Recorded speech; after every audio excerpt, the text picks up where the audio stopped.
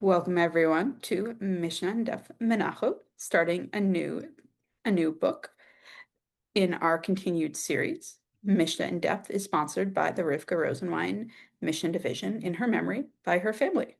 And we have the pleasure of learning for the second time today with Rabbi Joshua Kulp, tuning in from Israel. He is, in addition to teaching Daf Shavui at Drisha, he is teaching in a wide range of settings, including but not limited to Hadar and the conservative yeshiva. He is publishing a new book, which we will look forward to when it arrives. Sources for today's class were sent out in an email earlier and will be posted in the link in the chat below. These sources are for the entire series. And with that, I'm going to hand over the podium, so to speak. All right. Well, I looked up the issue with the Mizbeach. Deborah and I were on for a few moments earlier.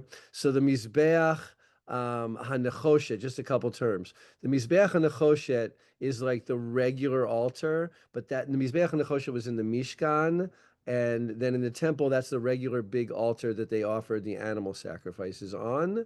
And then there's the Mizbeach HaKetoret, which was the Zahav one, the gold one, which is in the Heichal, which is inside, but not in the Kodesh HaKodeshim.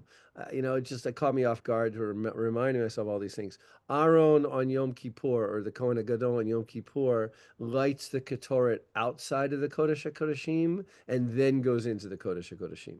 Right, you remember that from the service. So Yep, there's bringing in the no there's shadow. no altar. I think that the only things they had in the first, there's the Aron HaKodesh is in the Kodesh HaKodeshim, and the kaporet, I think, is in there. There's like one other thing in there, but there's no altar for burning inside of the Kodesh HaKodeshim. I thought to talk like for a little bit. I've never taught Menachot before. I wrote up a Perush of the Mishnah, the ones on Safaria.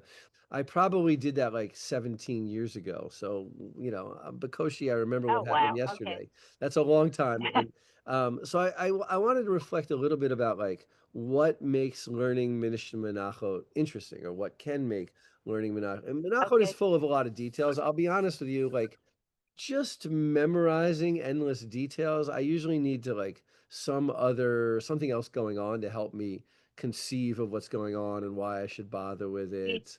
I think most people are like that. So one is like, and I just wrote got it. down five things. One of these, like, there's a lot of different menachot in the Torah, right? And I think it's very helpful when you're learning Vayikra, and particularly Vayikra and Bamidbar, just to have like a sense of what all these things are. It makes, and listening to Parshat Shavua a lot more interesting when you have like a deeper sense of what the sacrifices are, what are the different kinds of sacrifices. I find it enhances learning Parshat Shavua and going to shul and listening to the Torah reading. So that's, I think, and Menachot appear like randomly all over the place because there's a lot of different types of Menachot. It's also, I think it's good to remember that like we usually think, when I think of korbanot, I almost always just think of animals, but that's not correct. There are non-animal sacrifices. So I think it's just sort of good to give some prominence to the mincha offering, right? I mean, some of these may be pashut obvious, but in my mind, I usually think of korbanot as being behemot, of being animals or birds. Um, the other thing, so here to get more deeply and specifically into Menachot, there's a lot of midrash because there's a lot of psukim. So it's interesting the way I think the rabbis, this happens quite frequently in the Torah. You get a little bit of information in one place, and the rabbis have to decide what information from what one place refers to information from another place, right? That is a lot of what goes on in midrash, is taking verses in one area and applying them to another, or saying that these are two different things, right? That Like happens the Zeresheva. sometimes. The Gezerah Shava, sometimes it's just an assumption that a pasuk in Vayikra is referring to the same thing as a pasuk in Bamidbar. We'll even look at an example like that. Sometimes, by the way, they assume that these are two different things when there are things that contradict. For instance, in Masrot, right? If you look carefully at the Torah, for instance, the Torah doesn't really talk about anything like Maaser Sheni. There is no such thing called as Maaser Sheni. It's just that in the Torah, there are tithes. Sometimes the tithe goes to the Levite or to the poor, and sometimes you bring it to Jerusalem, right? So the rabbis, from that idea, they have the idea that there are two tithes, right? Which is, right, very non-intuitive if you're reading the Torah. You're reading the Torah, it just looks like one verse says one thing and one verse says another, and Midrash combines them and creates a system. So there's a lot of that going on with Menachot because there are so many different Menachot in so many different places. So you have a lot of, I mean, we're not reading the Midrash, we're reading Mishnah, but you can see that the rabbis are combining different places. The other thing I think is very interesting in Menachot and was interesting in Zevachim, which I also have never taught, is like the rabbis inserting, you can see what really interests them. And I'll give you two things that I think really interest the rabbis. One is kavanah. Largely speaking, I think that the rabbis are intensely interested in how kavanah affects reality. You can see that over like a whole broad range of halachot. Some of them are like, we're used to thinking of kavanah and performance of mitzvot, but it especially appears in korbanot. There is really, like, if you look at the pshat of the Torah, there's nothing about there is things that the Kohen can do wrong. So the Kohen could sacrifice something and then eat it at the wrong time, right? That's the most common thing. And there are places, there are korbanot where you can't eat them outside of Yerushalayim, or you can't eat them outside of the Beit HaMikdash, outside of the courtyard. But there's nothing there whatsoever about intent, about kavanah. And then you get to Mishnah Zevachim and Mishnah Menachot in particular. And if you think you're bringing it to the wrong, right, it's all place about full what of it, goes on in the priest's your mind, mind. right? And I think that is largely speaking something that I don't know. I don't want to say Chadal invented it, but they're very interested in the kavanah. I think in Right. Bigadol they're interested in reality versus like how we think about things affects the way we do things. Right. And again, we're used to that in like something like tefillah doesn't make sense without kavanah. It's like a little weird. But there are mitzvot, and like I've said this before, I'm like a little bit of not a little bit. I'm more of a historian and academic. So, Yeah. so the issue of kavanah is a huge issue. I think that for the rabbis are very interested in like what goes on in people's minds, and they have a much more internal sense of halacha, and it's not just like ritual. Do this, put this somewhere, and do it the right way. They move. Obviously, when you're talking about the Beit Hamikdash, there are particular ways of doing things that you have to do them right. You have to put the blood on the right corner of the altar, and you have to slaughter the animal correctly, and you have to do the steps right. I'm not saying that there is nothing physical about it, but it's combined with an intense focus on a person's inner life, particularly in the Kohanim's inner life over here. Another thing I think that comes up a lot, and more so later in the Masechet, is a Shabbat observance. The rabbis are really interested, and it was a very hot topic in the Second Temple period, over what kinds of things in the Beit HaMikdash, or what kinds of things that are related to the Beit HaMikdash override Shabbat. It's particularly the Omer is the big thing here, right? The other people, and this is probably the most famous machloket between the Sadducees and the Pharisees, is over the date of Shavuot, but that is really a Shabbat argument. To the Sadducees, it always falls on Saturday night. Basically, you always begin the Omer on Saturday night. That's the most famous machloket between the Sadducees and the Pharisees, is whether or not the rabbis read Mimocharat Shabbat as Mimocharat Yom Tov, right? And so like the Sfirat Omer starts the day after Pesach. With our calendar, the day after the first day of Pesach, on the second day of Pesach, the way our calendar works, that could be any day of the week. I mean, today it can't be any day of the week, but it can be Friday night. Yeah. Right? And I mean, also like, Lahavdil, this affects both like Karaite when they start Sphira, and Do they even? I don't know anything about the Karaites. Do they have a I Sphira? mean, they do, but it's like you have to wait until the okay, I am not speaking for I'm out on this, but it's like you Right. first like has the barley actually ripened? Someone has to go and check if the barley is not ripe, you have to Yeah. wait. There's a And lot of shot in the Torah about yeah, that. and Right? also a tendency to start. I think they do start. They're not paid not to start until like There might be decided on a certain day of the week, but I'd have to double check sources on that, especially because I don't know, because like there's also Right. different Karaite I don't groups. know as much about the Karaites, but the Sadducees calendar has it so that holidays never fall on Shabbat. Okay, basically, first day of Pesach, the first day of Sukkot always fall on a Wednesday. They had a fixed calendar, at least the Dead Sea sect did.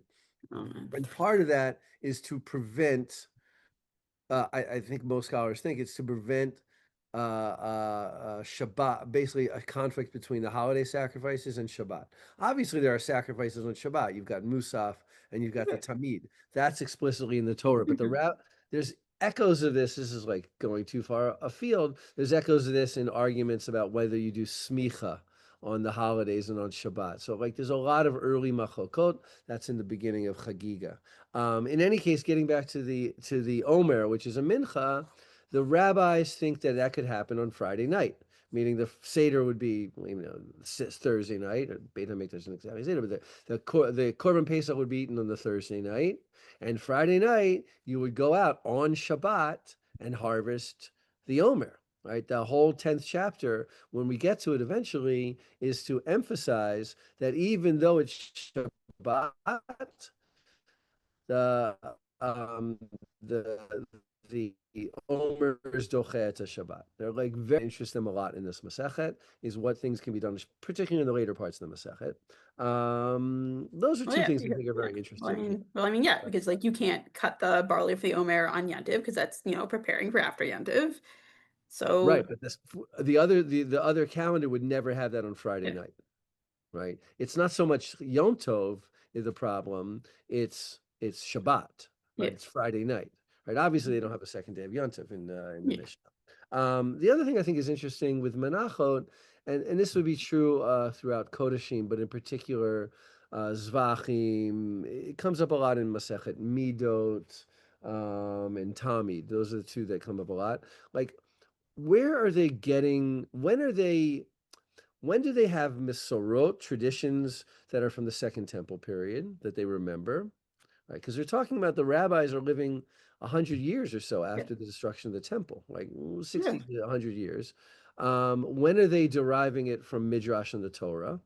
And when are they just arguing about it? We're going to see like a lot of cases like that where they don't remember already what happened in the Beit HaMikdash, and they're arguing about it. And like one person says one thing, one person says another. They very rarely are like, you very rarely have the rabbi saying, well, let's ask somebody whose grandfather was in the Beit HaMikdash. No, and it's interesting because like, to jump to a different one, like on Yoma, describing all of the order, the Seder of the temple, and it's like, describing all the work, and it's like on one hand, they're kind of to paraphrase what I had seen just someone on Facebook say, like, they're describing ghosts, like when the Kohanim are like running up to the Mizbeach, it's like these are ghosts. There's no one to no one to ask. There's no one to confirm with, so they can only try and describe. Yeah. So we'll see a lot of that. I think that's like an interesting issue that comes up a lot in the Masechet. All right, let's look at. I'm going to share the screen here. All right. And I saw today one thing, like some of the Mishnahs, a lot of them same. I just learned Zevachim. I wanted to go over at least today some stuff that's not in Zevachim, and then people watching the video could learn it. So I wanted to go through what are the mincha offerings, what are the menachot, right? It's actually not all that simple.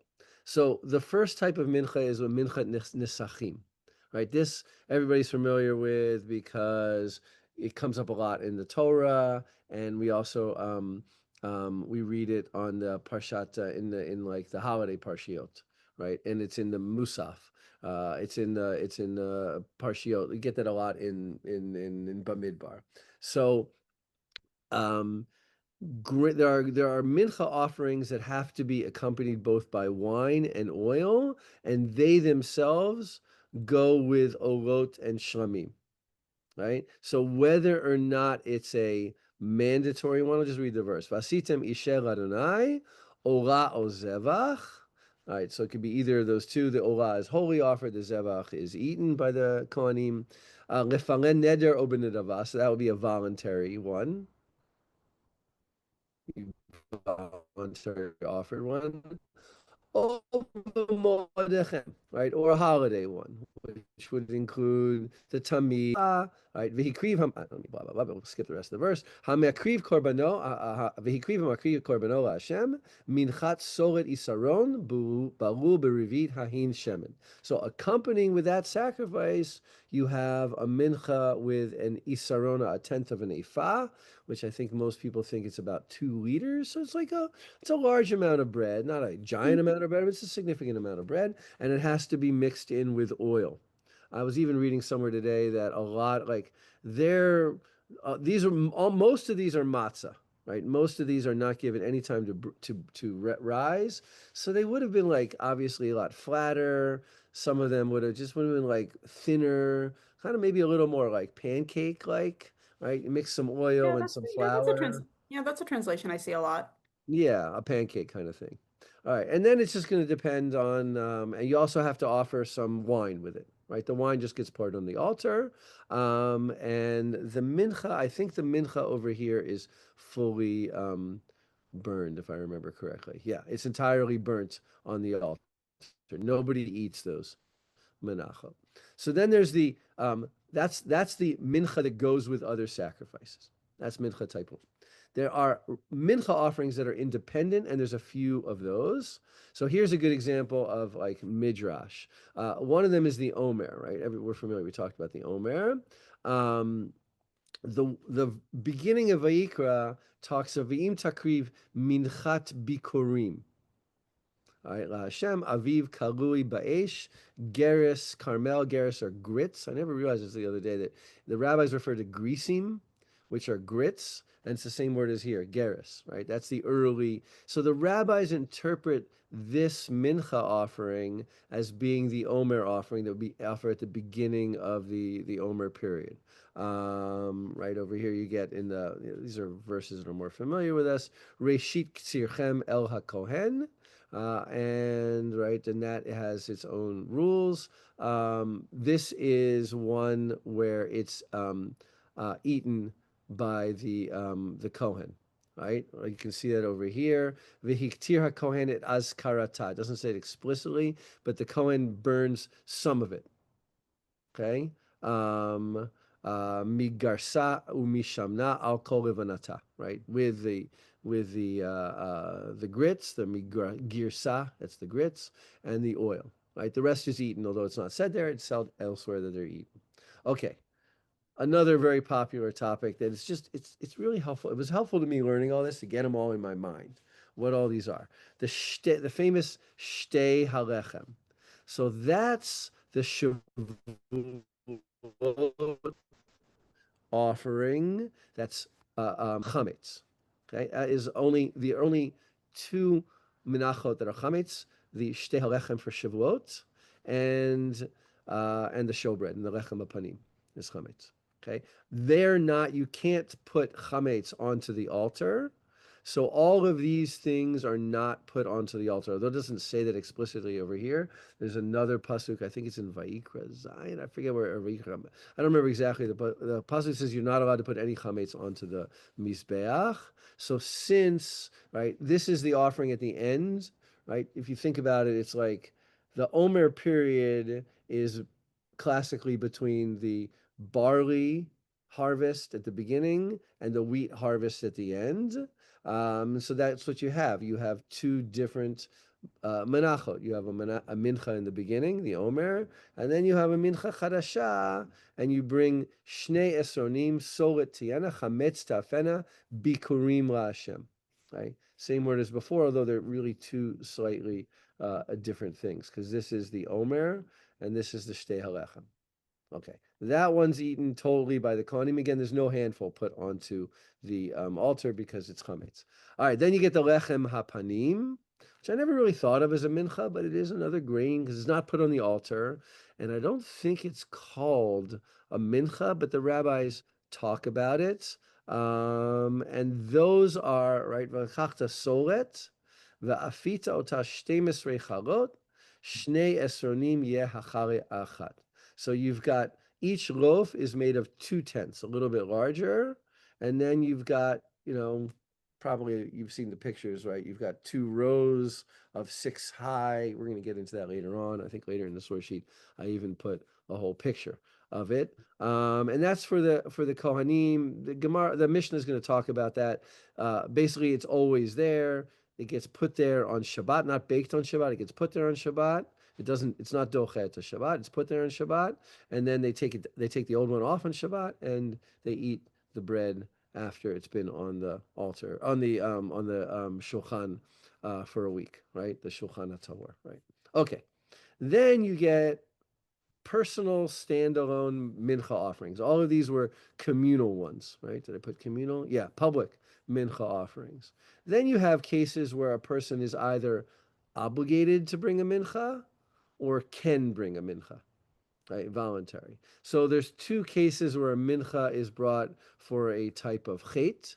One is if the person is just too poor, right? That's in the beginning of Vayikra. If the person's too poor to bring a chatat, an animal chatat, right? It goes from animal to bird to grain being the cheapest.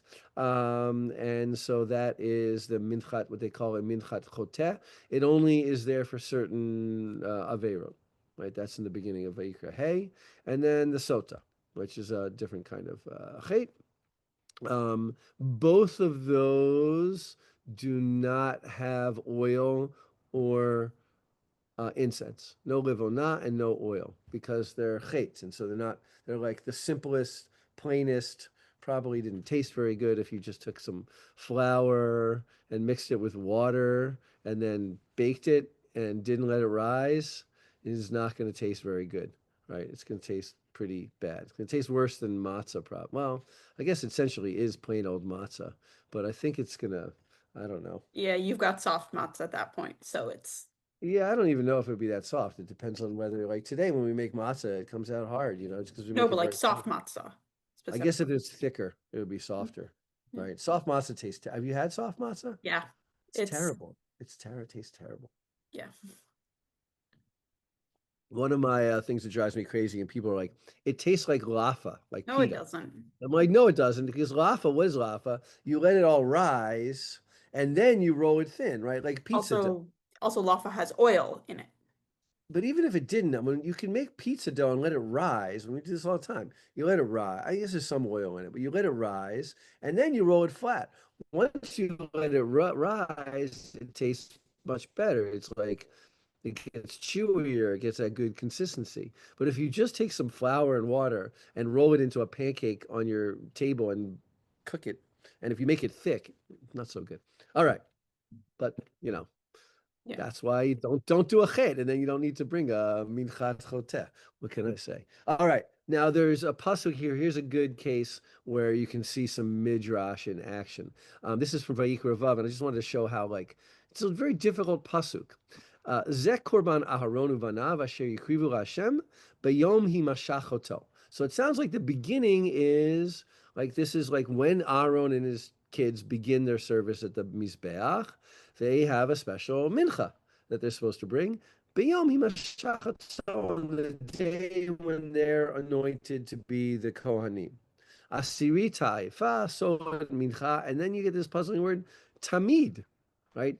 Even if you were to interpret Aharon Vanav is not just the one-time event, but every time a new Kohen goes into a service or a new Kohen Gadol is anointed, fine. But how's that tamid every day? Machatzita b'boker, machatzita b'erev. It is a very difficult pasuk that I never really dwelt on that long, but the rabbis turn from here into 2 different menachot. One is what they call the minchat chavitin, because it's here because of the al machavat, right? It's baked in a pan. B'shemen tasem morkevet, right? Morbechet, excuse me, soaked in oil. Teviena tufine minchat pitim. We'll talk about that a little bit in the Masechet. It's broken up. V'akohen HaMashiach tachtav b'banav chok olam. Shem Kulak Kali Menachot brought by Kohanim are never eaten. They're totally actually lurking in these two psukim here, three psukim, four psukim are two different menachot. One is the what's offered by the Kohen Gadol every day, twice in the morning and the evening. And interestingly, there's evidence from Second Temple sources that this was done in the Beit HaMikdash. I believe Josephus talks about a mincha offering offered by the Kohen Gadol twice in the morning and the evening to go along with the tamid, which is an animal sacrifice, and then you've got the incense. So essentially, you're doing all three things. You've got all three elements every day, twice a day: animals, grain, and incense. Right, and then when a priest is dedicated, right, to serve in the temple, then you have what they call the minchat chinuch. Right, those are the two personal mincha offerings. They're totally burned. All right, and then we get, this is what I was most familiar with in the beginning of Vayikra Bet, or really all of Vayikra Bet, is like the Torah Menachot. It's all the list of all the different potential ways to bring a mincha. Those are just voluntary offerings. A person wants to bring something to Beit HaMikdash, offer a sacrifice. I would assume he doesn't have enough money to bring an animal, so he wants to bring something a little bit less expensive. He can bring a different kind of mincha, and there are 5 different ways of doing that. I'm not going to go into all of them, but like if you look through the psukim, you can really see that there are like 5 different ways, right? One is just a regular, I think just not in a special oven or pan, and then you've got the pan, you've got the oven, and then you've got thick and thin cakes that go in the oven, and then you've got a griddle, and then you've got a pan. The Mishnah talks a little bit about the differences between the griddle and the pan. I think one has thicker walls or larger, and one is like thinner. So like one would create a thick, those are all matzah too, by the way. The only ones that are chametz are the lechem apanim and the shtei lechem for Shavuot. And in all of these things, all other menachot, a little bit, there's a lot of attention on this. A little bit goes onto the altar, and the rest is eaten by the Kohen. You take the handful, the komets, with the oil and the incense, that goes onto the altar, and the rest is eaten by the Kohen. Okay. It's all there for you guys. So anyone who's watching this video, it's all laid out, all like explained, right? I brought, like, some of you have learned Zevachim before. So Zevachim has 4 actions that have to be done. The 4 forms of avodah, I believe they're shchita, putting the dam into the kli, bringing the blood, to the altar and casting it on the altar. And the mincha's patterned, largely speaking, the same way. Oh yeah, I wrote them down over here. You've got the taking of the handful, right? You prepare your mincha, you take your handful, you put the handful into the vessel, right? You don't just throw from your hand onto the altar. You put it into the vessel. Not you, a Kohen would do this. Then you would bring it to the altar, and then you would burn it on the altar. Those are the 4 acts. And then in the beginning of the Masechet, right, I just wanted to look at the psukim about pigul. Pigul is like a disqualified sacrifice, and the beginning of Zevachim and the beginning of Menachot are largely parallels. Even you can see some Mefarshim are like, I explained this all in Zevachim because Zevachim comes first. I'm not going to explain it here. So I'm not going to go over all of these things, but I thought it was interesting just to look at the Psukim to see where, like, how the rabbis sort of stick the intent in there. All right, so let's just look at Vayikra Zion, Yudchet. Va'im ha'achol ye'achel mibsar zevach shamav bayom hashlishi lo yiratzeh hamakriv oto lo yichashev lo pigul yiyeh va'nefesh ha'ochelim imenu avono tisa. So if you were to eat the zevach on the 3rd day, meaning 2 days after it was offered, it will not cause expiation. Lo yiratzeh, won't bring atonement. Hamakrivo, the one to sacrifice. Lo yechashev, won't be considered. It's a pigul, right? Pigul, yeah, that's the word there. A little hard to understand what pigul means. Some kind of disqualification. And anyone who eats it, here he just says avono yisa. In other places, says he gets kari. It's a serious punishment. Now, here's the problem with this pasuk. Maybe you can help me here. Get a little talking. What's the problem with this pasuk? What's a little weird about it? Right, let's just think about it. You eat the sacrifice on the third day, and now it doesn't count. Right? It's a little weird, right? I'll just say I mean, it. sometimes it's even not even the third day. Some like, some like as like Some all have some have the second day. But and for Pesach, why? one night. Right. Why? Well, that's But like that's another story. until the next morning. That's one day. Yeah. That's that day. It's sacrificed on Dalit and it's eaten on Tedvav. So by the end of Tedvav, yeah, I can't eat it anymore. But and the next morning. But the weird thing is like somebody sacrificed it, put the blood on the altar, and now 2 days later, somebody eats from that meat, that sacrifice, and that disqualifies the sacrifice from counting. Right? Do you see what I mean? It's like retroactive disqualification is, I think, a puzzling notion. Right? You've done everything right. And let's put it even like no, why should somebody eating something on the third day disqualify something that was done properly I earlier? might have an idea. Yeah.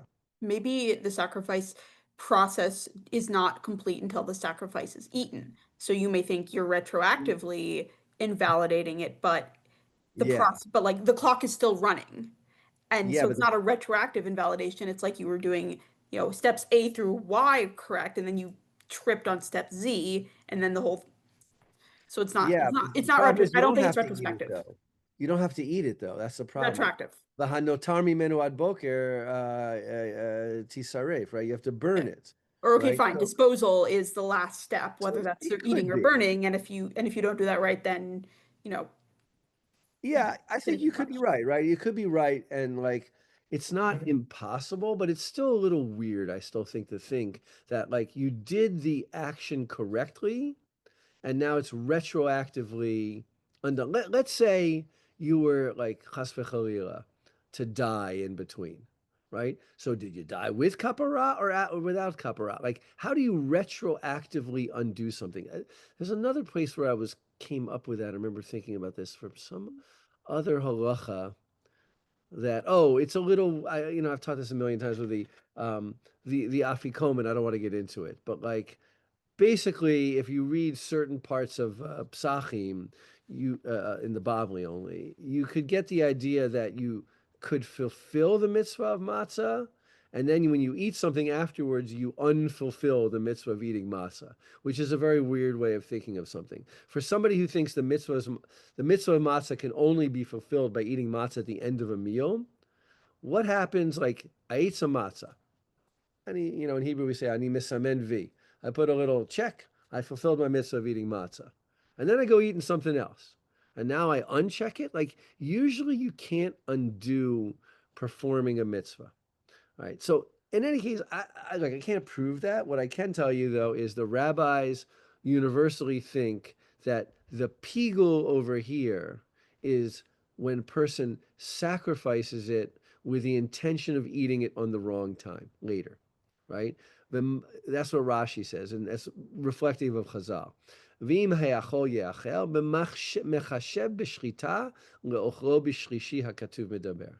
Right? The guy isn't eating it at the wrong time. He's sacrificing it with the intent to eat it at the wrong time. Right? And that helps me understand why the sacrifice is ruined from the get-go.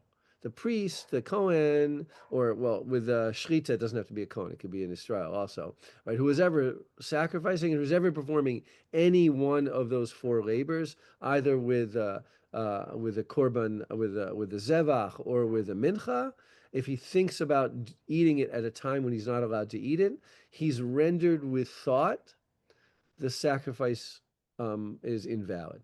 And now anyone who eats it, even no matter when, is liable for kari. Right? You really see here, I think, two really important processes. Right? One is a midrashic kind of question. Right? How is it like that the Torah thinks that you could undo right, your sacrifice counting for something, fulfilling your chovah 2 days later. Right? That's a weird, even if I can explain it, it's still weird. And the other is they stick in this idea of intent, right? This constant notion that kavanah, a person's a machshavot, affect what he does in the real world. Okay. I don't know. Yeah, so here's where the other thing comes in, right? The rabbis have two forms of pigul, but it's important to trace the midrash over here. This is from Parshat Kodashim. V'chitis bechu zevach shlamim l'Adonai, lirtzonchem tizbechuhu, b'yom zivchachen yachel u'mimacharat, v'hanotar ad yom shlishi. Again, you have until the third day. Ba'esh yisaref. You have to burn it. V'im he'achol yachel b'yom shlishi, pigul hu lo yiratzeh. Same thing as before.